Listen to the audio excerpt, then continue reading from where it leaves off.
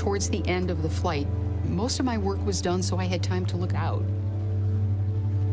You can put your face right up against the window and stretch out your arms like you're an angel flying over the planet. The sun was rising over the Atlantic Ocean. It was totally clear. We could see all the way down to Florida, where my family was waiting for me.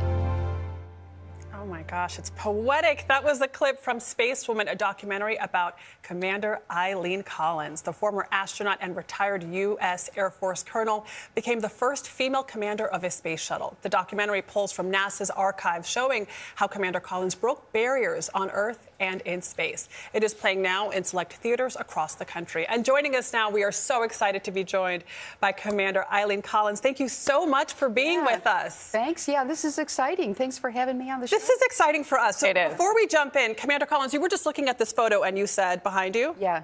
What is this? Well, that was me. That was my crew. We flew what was called the rendezvous pitch-around maneuver. First time ever in the space shuttle, so the crew on the space station could photograph the whole shuttle, like top, bottom, and all around. How did you know this was that you were actually at the command in this exact shuttle? I can tell because of the Earth behind us. We were over Switzerland when we actually had that photo was taken. Of course, the Earth is moving rapidly below us, but the picture became famous, so that's why I remember that. Oh my gosh. That's incredible. Also, just this outfit, this jacket. I mean, incredible. This is from which mission? I have flown, well, this was my T-38 flight jacket. So the NASA astronauts fly, we fly jets, supersonic T-38 aircraft. So that's part of our spaceflight readiness training. So I've flown this jacket for probably 20 years, but it's very authentic.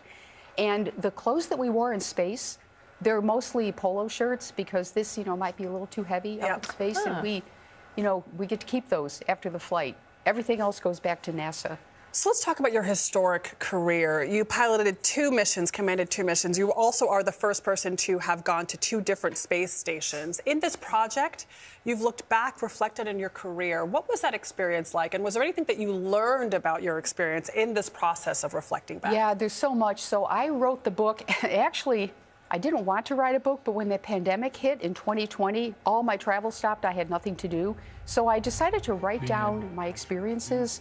It's what I lived, so I didn't realize how wonderful and different and actually magical what my experiences were.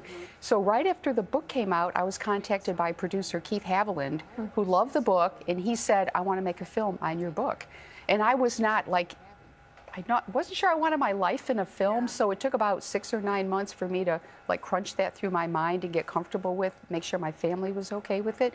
Because a lot of my family, I want to say problems, a lot of the issues that we dealt with growing up are brought out in the film to show that astronauts, not only we flew these great missions, I flew 4 great space shuttle missions, very historic, but what my family went through. My husband being an airline pilot, my 2 kids growing up knowing that their mom was on this controlled explosion going up into space. And so the film talks about them too and how it. So I think looking back, reflecting, I look at the film, I go, was that me? It's almost looking at it, I think, from a different point of view now that I'm older, looking back at these great things. And what was it that got your family to sign on to this project? I think they were more excited about it than I was. Like, Eileen, you need to do this. Like, all of them were on board with it right away. I was the one that was hesitating. Now, making a film, it's a big commitment. If I'm going to do it, I'm going to go in 100%. I had to make sure that I had the time and really the inclination to go through all of my family videos and all of these NASA archives. But the film team was absolutely great. They were so professional. And the final product is tremendous. I'm actually very proud of what they did. It's a beautiful film. You mentioned the mission after the Columbia disaster, right? I mean, obviously an incredibly tough thing to follow, but you also mentioned that you were doing this all while having young kids. I'm going to ask a very selfish question because, I'm in the midst of thinking about kids and managing that career, but now you have something where your daughter is seeing you go up after this disaster. How did you handle that pressure that may not have been on a man as much? Yeah, so handling the pressure, I like to work under pressure, first of all. I think we as humans, I think are a little more efficient. We do better under pressure.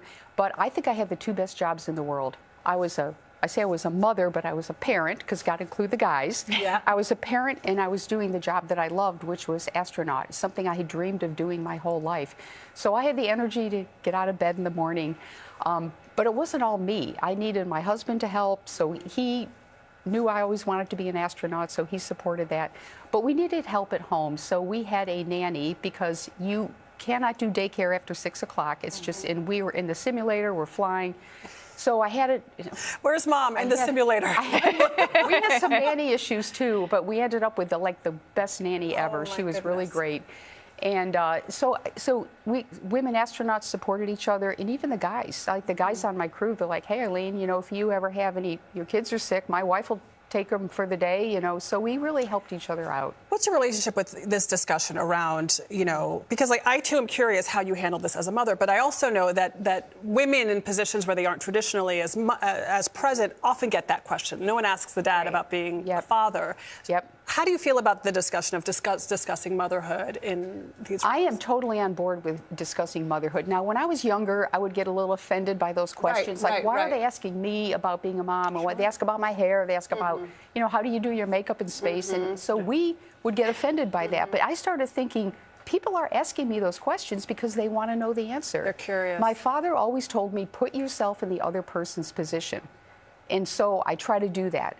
And I say, they want to know, so I'm going to be respectful and answer the question. But then pivot to, well, by the way, yeah, we do take makeup in space, but while we're putting on our makeup, we're preparing to deploy this great big telescope, or we're going to rendezvous and dock with the Russian space station here, and we're sitting on a rocket. Thank you so much, Commander Eileen Collins, here in person. Spacewoman is now playing in theaters in various cities across the country. It is so special. Please watch it.